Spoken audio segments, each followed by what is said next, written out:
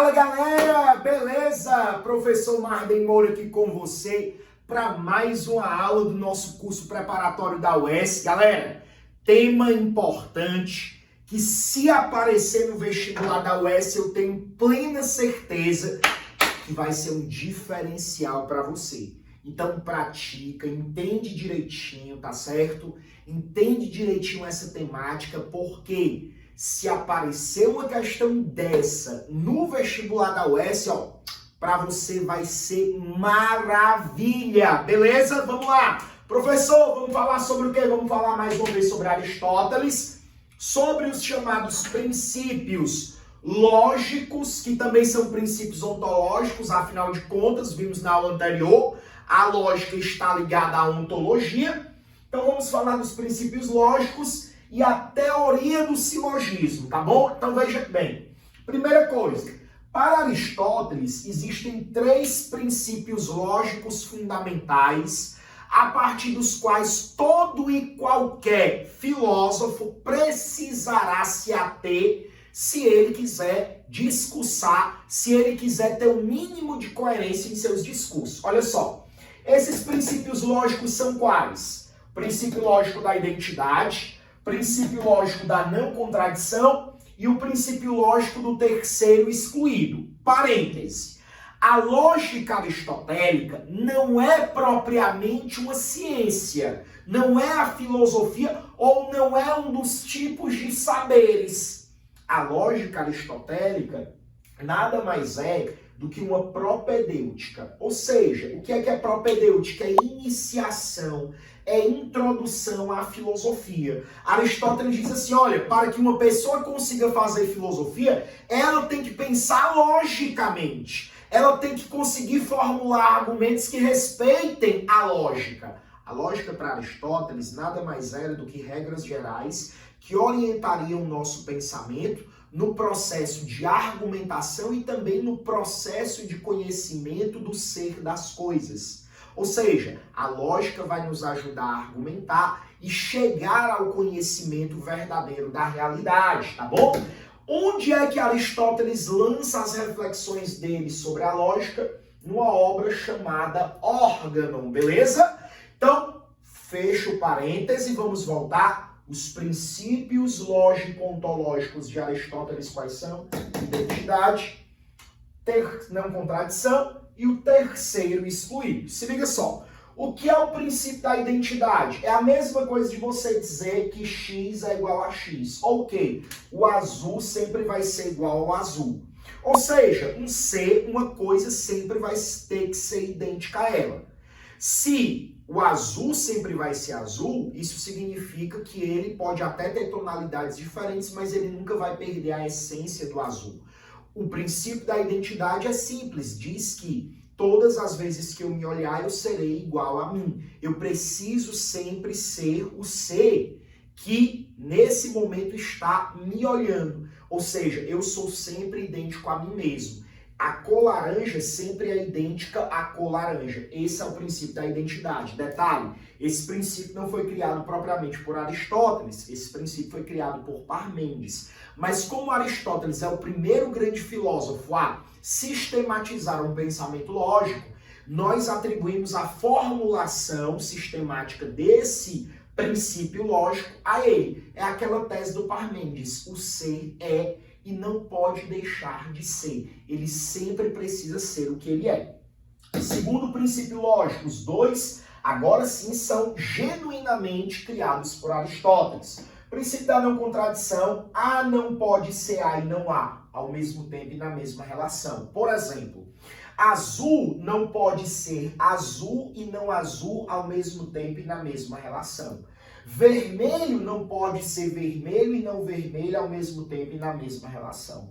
O professor Marden não pode ser bonito e não bonito, feio, ao mesmo tempo e na mesma relação. Olha o que é que o princípio da não contradição diz. É impossível que um ser seja idêntico e não idêntico a ele mesmo ao mesmo tempo e na mesma relação. É impossível que uma coisa seja ela mesma e não seja ela mesma no mesmo tempo e na mesma relação. Isso é contraditório, você dizer que uma coisa tem tais características e dizer que ela não tem tais características. Por exemplo, É contraditório você dizer que o professor Marden é cabeludo e não cabeludo ao mesmo tempo e na mesma relação. Ou seja, isso é contraditório, portanto, impossível. E o terceiro grande princípio é o chamado princípio do terceiro excluído. Vem comigo, ó, se liga.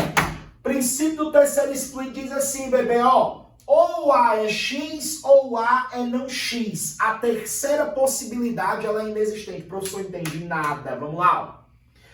O princípio do terceiro excluído diz assim, imagine que você tem duas frases com o mesmo sujeito e o mesmo predicado. Olha só, A é o sujeito, certo? E X é o predicado. Só que na primeira frase, certo? Você vai afirmar o predicado ao sujeito. Como é que eu afirmo o predicado ao sujeito? Com o verbo de ligação. A é X. Ou, Marden é bonito. Na segunda frase, você diz assim, ó. A é não X. Ou seja, você está negando o predicado da beleza ao sujeito Marden. Dadas duas frases com o mesmo sujeito e o mesmo predicado, se em uma frase você afirmar o predicado ao sujeito e na frase seguinte, na segunda, você negar, é não, o predicado ao sujeito, uma dessas frases vai ser verdadeira e a outra vai ser falsa. É impossível haver uma terceira possibilidade. A terceira possibilidade é excluída. Quer ver? Se eu digo que A é X, vamos trocar, Marden é bonito. Se eu digo que essa frase ela é verdadeira, necessariamente Marden é não bonito, vai ser falso. Se eu digo que Marden é bonito é falso, o que de fato é falso, A é não X, Marden é não bonito, vai ser verdadeiro. Mas se o Marden foi mais ou menos, nem é bonito, nem é feio, nem é não bonito, não existe terceira possibilidade. É a tese do Aristóteles. Agora vem comigo, ó. Além de Aristóteles ter desenvolvido esses três princípios básicos da lógica, ao qual todos aqueles que argumentam precisaram se submeter, o Aristóteles também desenvolve a teoria do silogismo. Ei, bebê, se liga! O silogismo para Aristóteles é a argumentação lógica perfeita. Ei, você que acha que eu só faço isso antes da aula, se liga só. Essa argumentação lógica perfeita do Aristóteles, ela é uma argumentação, olha só, que visa a conhecer o ser. Ou seja, o silogismo nada mais é uma argumentação lógica perfeita que visa a conhecer o ser, que quer conhecer a realidade. No entanto, essa argumentação lógica perfeita, ela é sempre baseada numa dedução. Cuidado, se aparecer, por exemplo, uma alternativa de uma questão da UES, falando que o silogismo é indutivo, vai estar errado, bebê. O silogismo é uma dedução. Ó, vou te provar. O silogismo, ele trabalha com duas premissas e uma conclusão. Certo? Então, nós vamos ter premissas e conclusão. A primeira premissa aqui, ó, todos os homens são mortais. Certo? Observa que eu coloquei, tá, os termos do silogismo de formas diferentes, com cores diferentes para você entender. Primeira premissa, todos os homens são mortais. Segunda premissa, todos os filósofos são homens, certo? Observa qual é que vai ser a conclusão. Todos os filósofos que são homens, eles também são mortais. Isso é uma dedução. Você não precisa criar uma conclusão para deduzir o que em ambas as premissas já está exposto. Professor, como assim? Ó, você está vendo que eu não coloquei a conclusão? A gente pode colocar num diagramazinho de Venn e dizer, ó, todos os homens são mortais.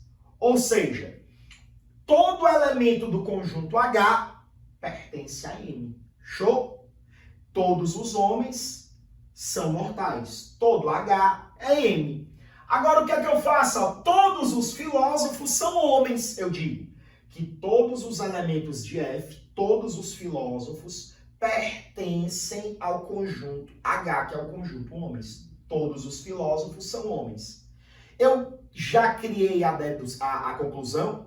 Não. Mas agora, só pelo simples fato de eu ter diagramado isso aqui, ó, eu já tenho plena certeza de que F é um subconjunto de M. Ou seja, se todos os homens são mortais e se todos os filósofos são homens, necessariamente todos os filósofos também são mortais. Isso é uma dedução que não amplia o nosso conhecimento, mas nos permite raciocinar de forma ordenada, seguindo uma lógica. Lembrem-se de que existem regras para os silogismos, tá certo?